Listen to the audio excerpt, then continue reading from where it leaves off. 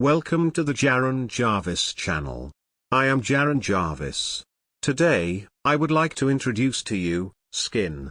Alright honey, I'm leaving. Last chance for any grocery suggestions, Mom yelled through the stairwell.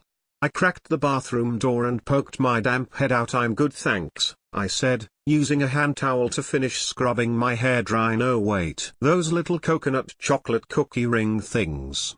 Oh Corey, those things are always broken and melted by the time they get to the store shelf. The caramel always sticks to the tray and it gets everywhere. Mom said, hey, you asked.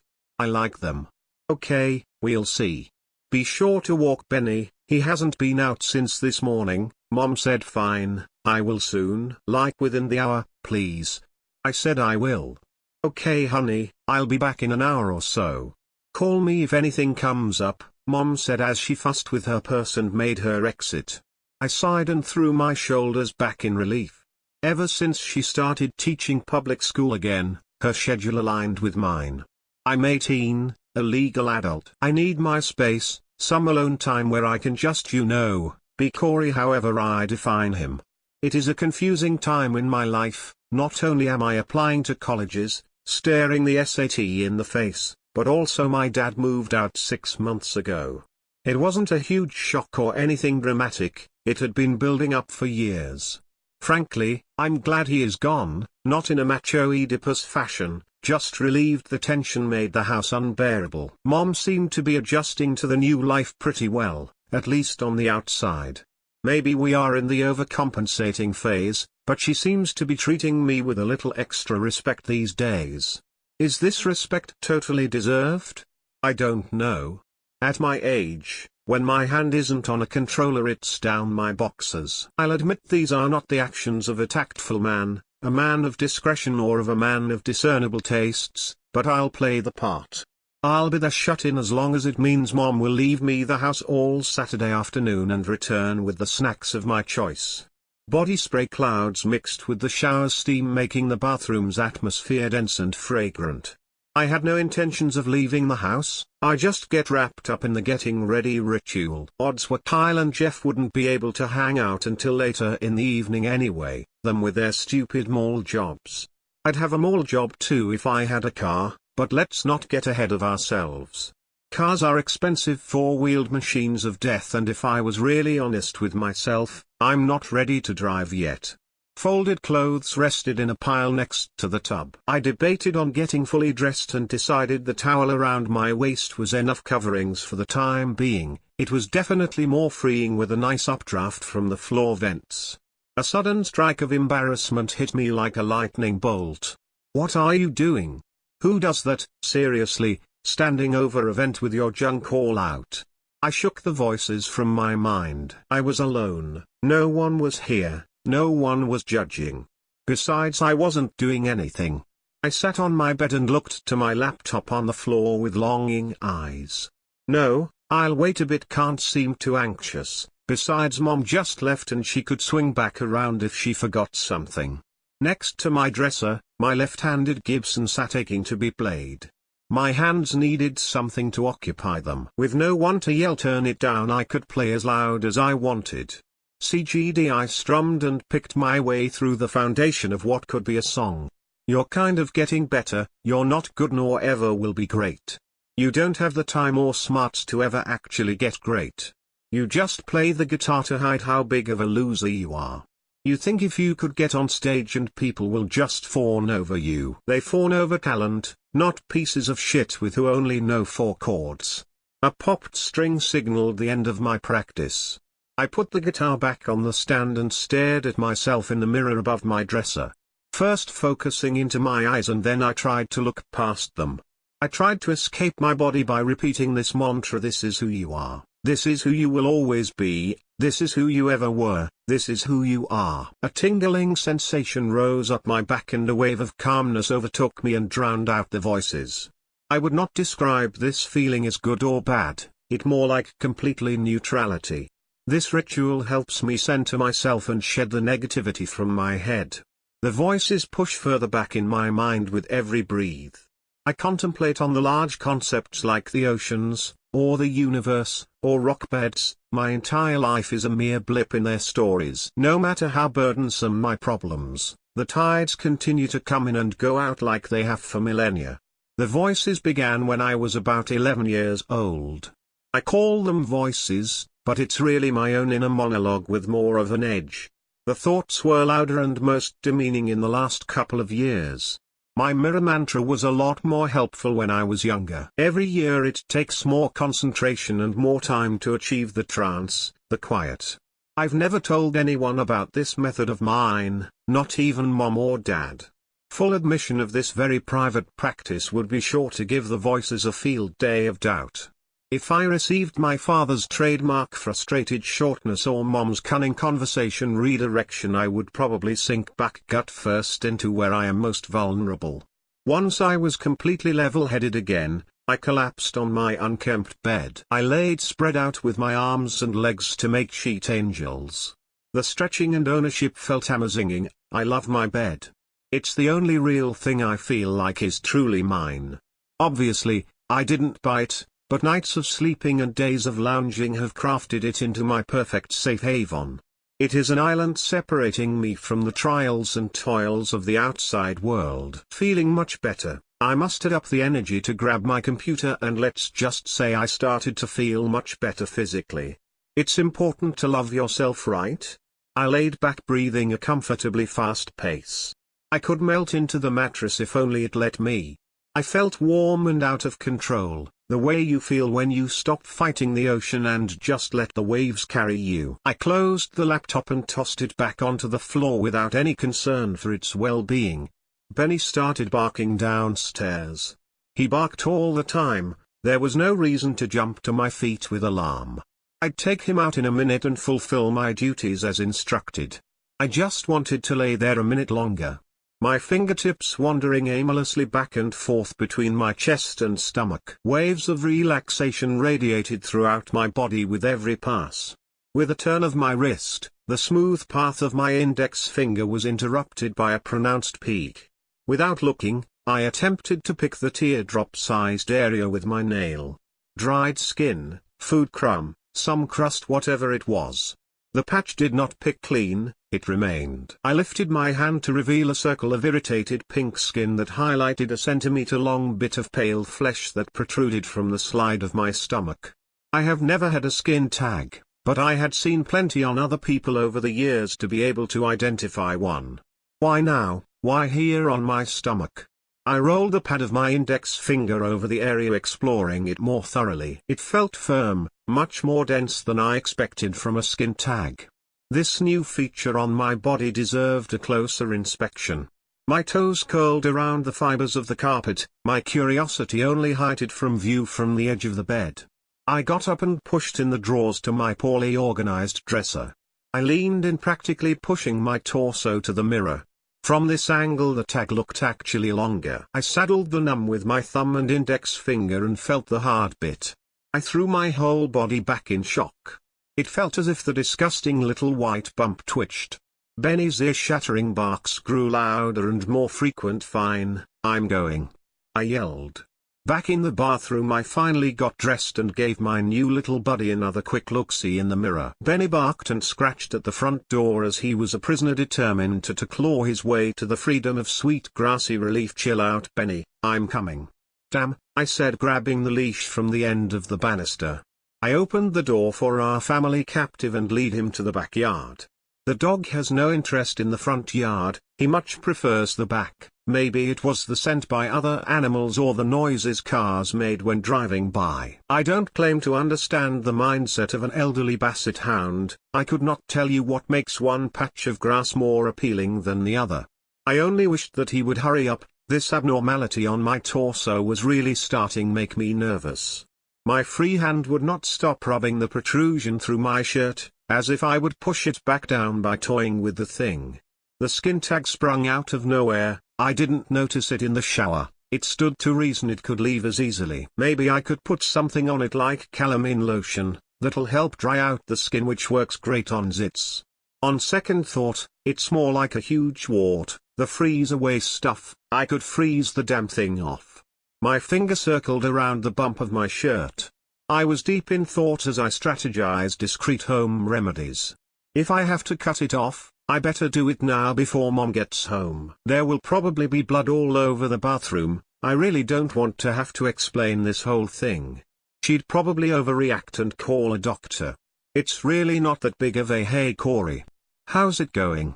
My eyes shot up from the ground to Rachel, the girl from a few houses down. She had called down to me from the sidewalk that overlooked our backyard. I dove my hands into my pocket as fast as sprung mousetraps. I didn't draw more attention to the would-be conversation piece lurking under my Strokes t-shirt. Oh hey, what's up Rachel? Running? I said. The tall fit neighbor girl was wearing tight athletic clothing with just enough sweat that she glistened. Of course she is running, you asshole. Benny better hurry up or your wart thing will poke her eye out you moron. Slight tugging pulled on my stomach. Luckily my shirt was baggy enough to conceal the movement. Causally, I moved my hand to hip so I could stretch my fingers over the twitching deformity. Her eyes started to drop, following the path of my hand. Good deal, must be quite the workout, I spat out with an overexcitable tone. Her attention refocused on my eyes. She wiped a bead of sweat from her forehead. Seeing her in this unusual fashion, made me smile. I always held Rachel on a pedestal, especially at school. I enjoyed what little time she allotted me between classes or at lunch. My mind started to wander to a pleasant place as we spoke. Yeah, 3 miles today. Softball tryouts start in a couple of weeks, Rachel said. Swiftly she tossed back a strand of damp hair that was stuck to her shoulder. She looked strong yet soft. Her skin was naturally tan and smooth, kissable, biteable. Benny started to squat. Damn it, that's cool. You look really hot. I mean because it's hot outside and yeah, you're looking great. I got a deal with Benny shuffled his paws in the grass signally he was finished. Oh yeah, no, totally. See you around, and just like that she galloped away over the paved hill and back towards her house. I watched her leave and longed to follow. I would so much rather follow that woman to wherever she was heading than stay here and deal with Benny's mess. I pulled out a black plastic doggy bag, perfectly sized for me to wear it like a glove. I bent down to scoop the dog shit into the bag. This crouched position pushed the tip of skin tag to poke a higher portion of my torso as if to say don't worry, I'm still here. I won't leave you. Benny and I returned inside the house with a soft slam of the door. Quickly, I unleashed the dog, threw some kibble in his bowl and lunged up the stairs back into the bathroom.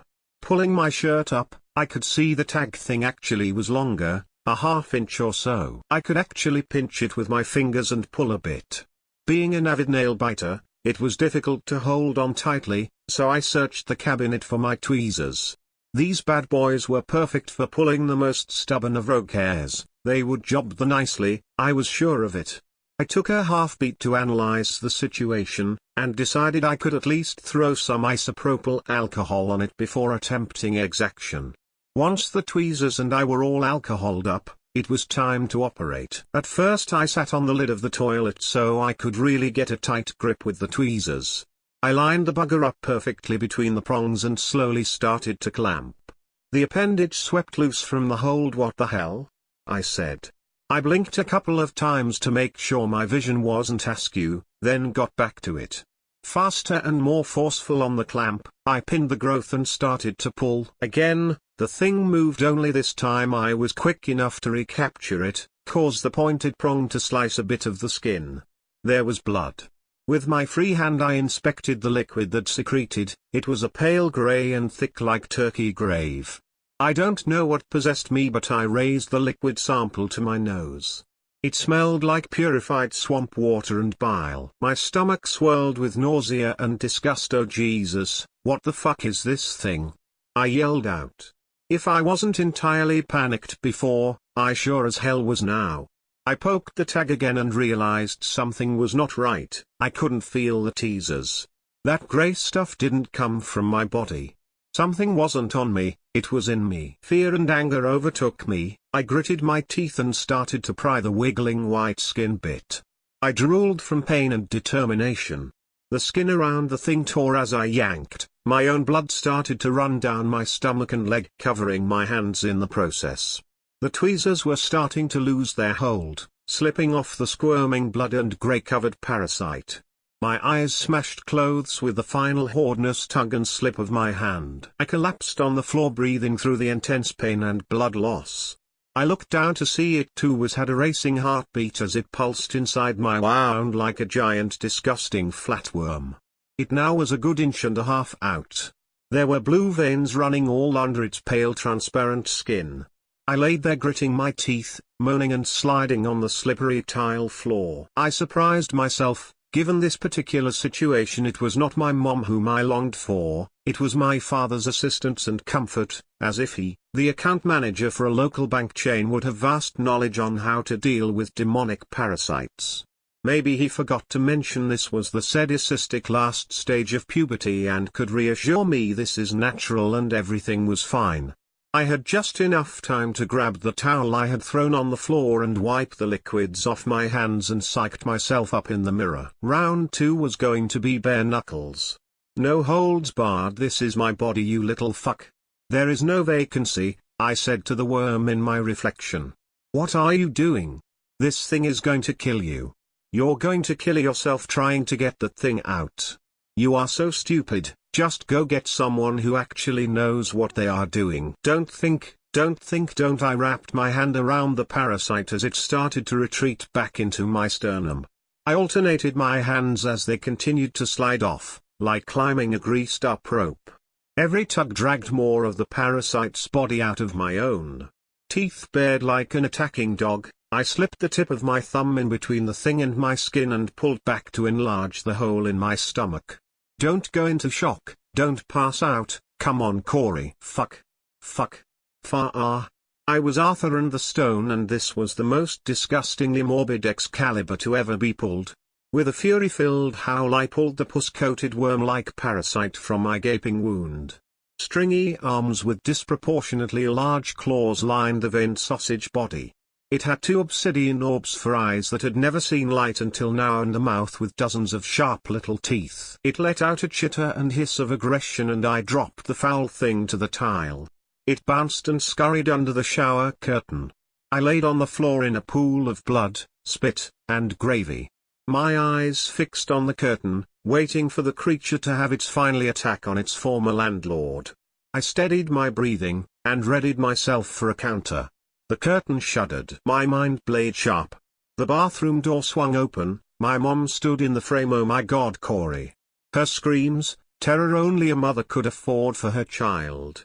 Using its serpent body and claws, the parasite dashed out of the bathroom between Mom's feet. What did you do to yourself, my poor baby boy? Mom said as she rushed to lift and hold me. No words came, too much blood split at that point. I passed out in her arms. I awoke on a stretcher. Men and women were plugging various tubes into me as they attempted to keep me conscious. Mom was frantic and pale white as she stared into my half-open eyes. I looked around to see if I could find the thing. Did she see it? Did anyone find the parasite? Where was it? Benny was off in the corner away from all the chaos. No one paid him any mind as he entertained himself chewing on what appeared to be a new toy Mom must have brought home. No, it looked more like a rawhide, all white, organic, and chewed. He was really going to town on whatever he had. The doctors patched me up well and ran a bunch of x-rays to make sure I hadn't damaged anything internal. Anxious and fearful the tests would show more signs of complications due to the parasite, I listened to the rundown.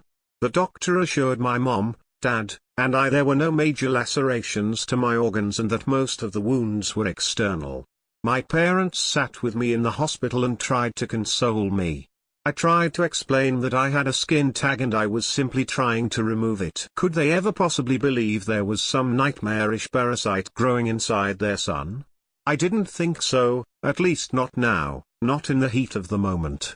I had to put together some logical explanation for my actions. Unfortunately, they did not buy it at all. They believe, partly due to the conclusions reached by the hospital counselor that met with me, this was clearly a lashing out, self-harming for attention, at most possible suicide attempt. With tweezers?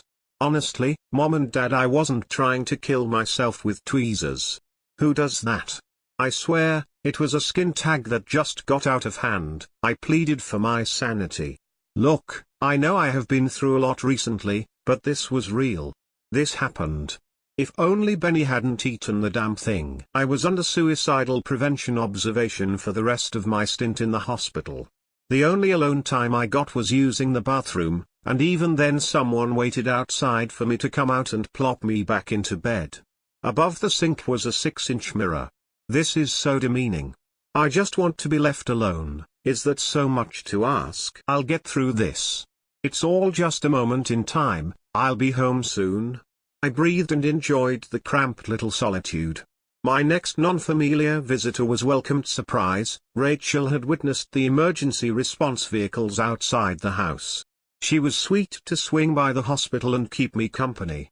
I told her the same BS story I feed my parents at the risk of seeming like a lame idiot, which was better than a would-be suicidal case with an affinity for tweezers. Within weeks, things started to look up. I was home healing. Mom and I spent more time together just talking. It was actually really nice. Benny was still a dog, nothing too unusual there. Rachel and I even started to hang out more together. We were up in my bedroom, with the door cracked as per the house rules, and I was showing her a new riff I had strummed up. I guess she was impressed because we took to making out fairly quickly after that. This was a position I never believe I would be in, and you know what? I really loved it. I started to feel her hand creep up under my shirt. Her fingers glided across my skin when her face twisted in alarm. What is that? She asked, her hand stroking my stomach. My face went ghostly. I felt the bottom fall out of my confidence. I started to pull up my shirt over my navel. Oh, yeah, that's just the stitches from the hospital.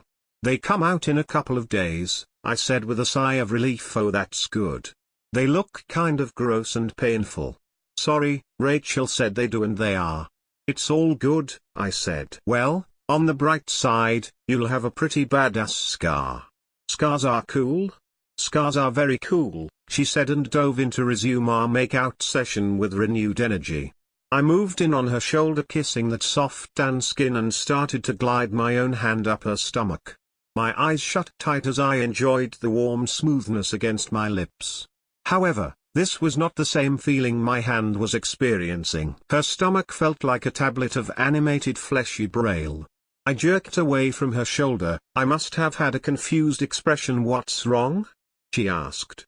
Without waiting for permission, I lifted the bottom of her tank top, and to my horror I saw a field of the skin tag-looking protrusions covering her stomach. They all expanded and contracted with their own independent rhythms. Corey, what is it? I had no words.